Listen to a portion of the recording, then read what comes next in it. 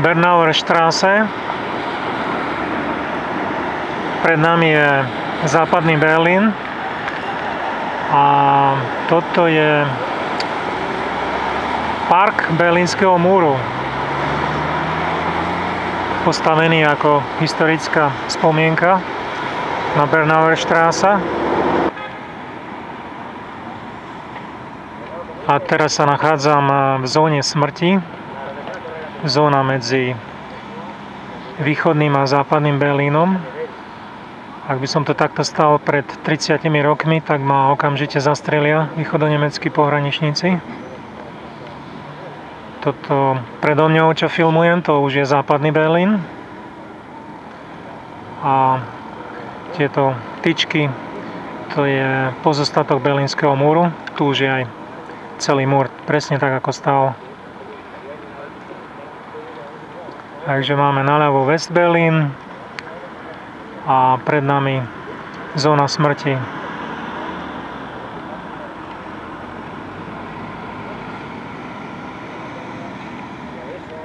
Na pravej strane potom Ost Berlín.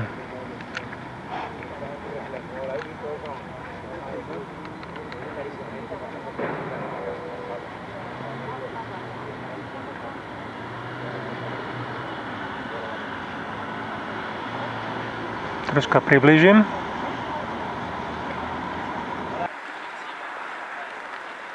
Pokračujem v exkurzii v zóne smrti Berlínskeho múru. Tu je fotogaléria všetkých 139 Nemcov, ktorí boli zastrelení pri pokusu utiecť do západného Berlína cez Berlínsky múr.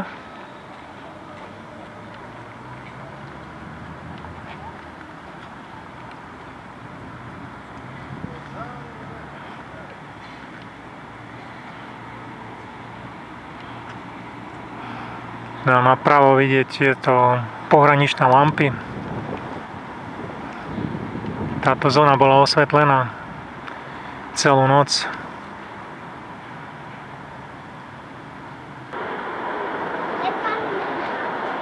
OK, takže v parku Berlínskeho múru na Bernauer Straße je tu takáto výhliadková platforma a stadiaľ pekne z výšky vidieť, ako to hraničné pásmo v minulosti vyzeralo. V podstate tu je realita. Takýto výhľad mali ľudia, ktorí žili v západnom Berlíne zo svojich okien, ak bývali v pohraničí. Pred nami prvá zóna múru, to bola tá, ktorá už hraničila so západným Berlínom. Medzi ním zóna smrti, vežička, kde sa hranica patrolovala 24 hodín denne a potom múr z východoberlínskej strany. To v diaľke, to je východoberlínska televízna väža.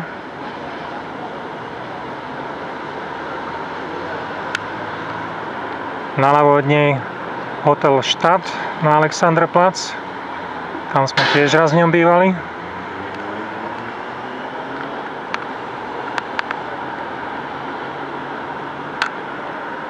No ale poďme naspäť na hraničné pásmo.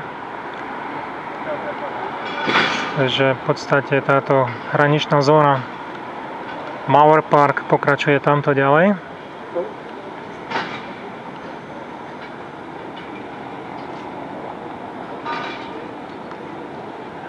Ten žltý výškový dom na ľavej strane, to už je západný Berlín.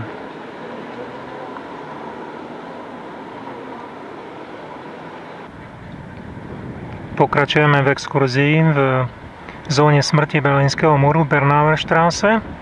V tomto mieste stál kostol, ale keďže predstavoval nebezpečie pre hraničnú bezpečnosť, tak sa vláda DDR rozhodla ten kostol zdemolovať. Odpálili ho dynamitom.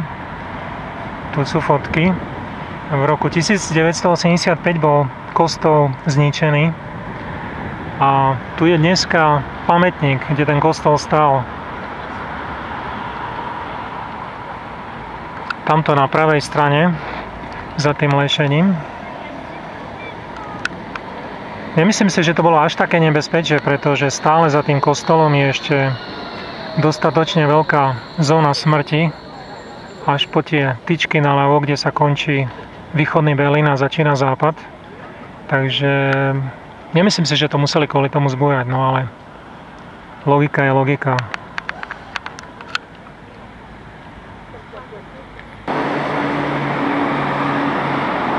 A tu nám máme jednoznačne najlepší portrét na Berlínskom múre, kde sa súdruh Brežnev vášnivo boská so súdruhom Honeckerom.